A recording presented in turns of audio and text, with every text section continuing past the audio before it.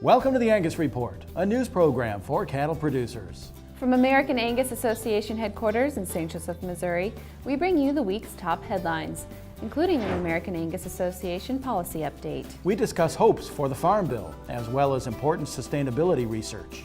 We feature tips for managing cattle still in drought-stricken areas, and the return of our popular Story of a Steak series. This is the Angus Report.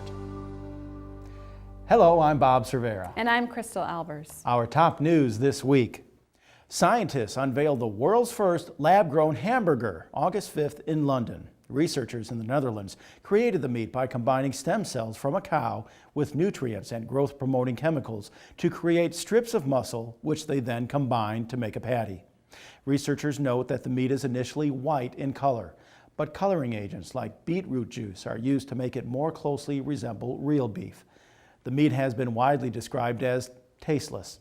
However, the scientists behind the research say the lab-grown meat offers a viable alternative to traditional beef cattle production while reducing environmental demands. That idea has met strict criticism from consumer groups and farm organizations alike. The project to produce just one hamburger patty cost more than $330,000. New research from Dr. Jonathan Beaver of the University of Illinois identifies a genetic condition known as developmental duplication. The American Angus Association announced the simple recessive genetic condition August 12th, which results most commonly in embryonic death in affected cattle.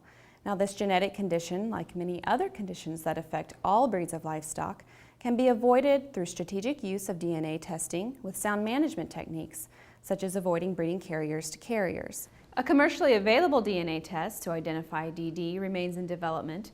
However, the American Angus Association posted preliminary test results provided by the University of Illinois for more than 1,500 Angus bulls. In addition, the Board of Directors adopted policy that does not mandate the testing of potential carriers, yet provides information to the commercial marketplace. More information, including the list of potential carriers and the newly adopted association policy, is available at angus.org. All eyes are on the House of Representatives in the next several days while lawmakers debate the remaining key points of the Farm Bill. Food stamps, or the Supplemental Nutrition Assistance Program, remains the final sticking point for representatives on both sides of the aisle. However, time is running out during these final days of the fiscal year, as Representative Cory Gardner of Colorado notes. So the Farm Bill passed the House of Representatives in a very stripped-down fashion. The farm-only titles passed, so the commodity crop insurance, conservation titles, the portions dealing with the livestock assurance program, that moved out of the House. Now, that's only 20% of the Farm Bill. 80% of the Farm Bill is food nutrition programs, and so that did not move out of the House. The Senate passed both pieces of legislation as one package, and so it'll go to conference committee where they'll negotiate out the differences. And I hope that by that first week of September, the House and the Senate will be offered a chance to vote on a package that both sides have agreed to, and we'll have a farm bill in place, an important safety net for agriculture. Researchers released newly certified findings from the Beef Industry Sustainability Assessment, the largest such project ever conducted along a food value chain. According to Dr. Kim Stackhouse-Lawson, NCBA Director of Sustainability, assessment findings show the beef industry has improved its overall sustainability by 5% during the last 6 years. This positive story gives us a great benchmarking tool based in good science and a way to, really defend who we are and where we've been, and to also provide us in the industry a roadmap towards a more sustainable product tomorrow. Of course, some of the largest impacts that we see from a sustainability perspective are on farm, and that makes perfect sense because that's where our engine is, that's where our mama cow is. But likewise, a lot of the improvements that we've seen have happened on farm too, and so incredible innovations, and I think the Angus Association is, some of the leaders when it comes to genetic improvement, thinking about those efficiencies from when that calf hits the ground, developing her through a heifer, breeding her to the right bulls, being very mindful of those EPDs, watching the environmental interactions with milk, and really capitalizing on the resources that we have available, and that affects the sustainability of our product all the way to the plates of the consumer. Visit beefboard.org for more information or to access the recently released Beef Industry Sustainability Assessment. Feedlot operators place more emphasis on pre-arrival management than ever before. That's according to newly released information from USDA's National Animal Health Monitoring System. The agency's latest report is the third in a series of findings gathered in the Feedlot 2011 survey and indicates trends in health and management practices in U.S. feedlots. In 2011, up to 90% of feedlots surveyed believe pre-arrival management is either extremely important or very important in reducing cattle sickness and death loss, compared to just 50% of operators in 1999. Feeders also placed increased importance on several other on-farm management areas to reduce sickness, including introduction to a feed bunk, respiratory vaccine at least 2 weeks prior to weaning, respiratory vaccine at weaning, calves weaned at least 4 weeks prior to shipping, calves castrated and dehorned prior to shipping, and calves treated for parasites prior to shipping. Cattle feeders met in Omaha, Nebraska and Garden City, Kansas last week for the 8th Annual Feeding Quality Forum. Workshop attendees discussed market outlooks, feed research, labor issues, animal welfare, and other topics pertinent to the cattle feeding business. Attendees also honored those who have made lasting contributions to the beef cattle industry. We'll have additional coverage from the event in upcoming episodes.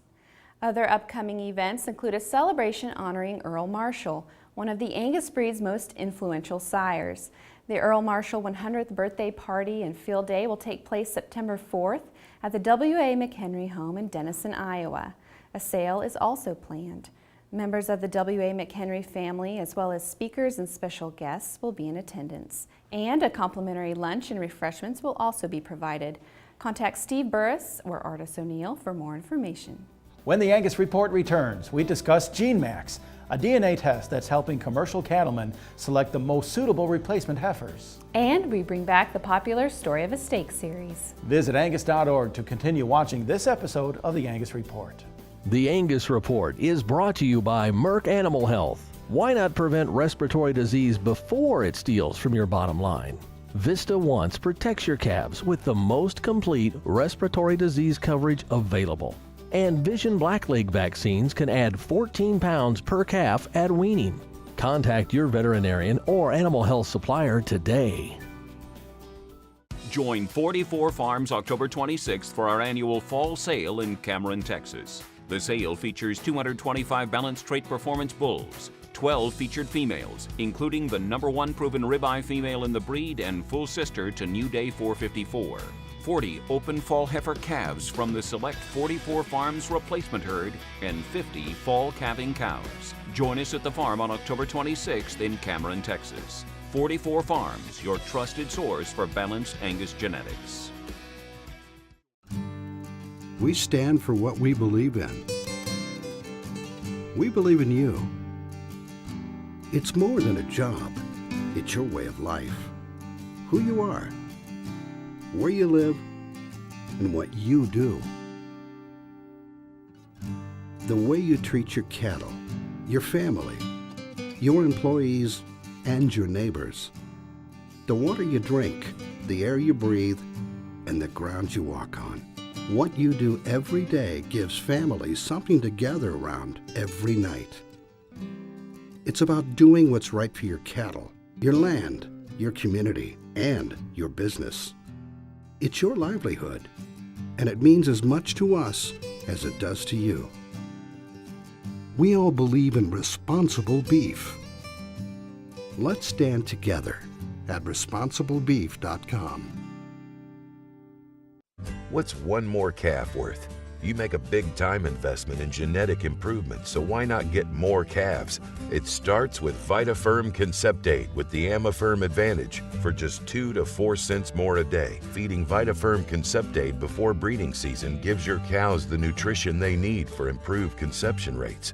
Plus, AmaFerm enhances digestion of feed, improving body condition, a critical component to fertility. So with cattle prices as high as they've ever been, what's one more calf worth? A lot. VitaFerm Conceptate. This stuff is good. Learn more at VitaFerm.com. It's time for the Trowbridge Farms Family Affair Annual Female Production Sale in Ghent, New York. Featuring 78 females from Trowbridge Farms and nearly 20 top Angus programs. The sale will be held during the National Angus Conference and Tour. View the lots at trowbridgefarms.com.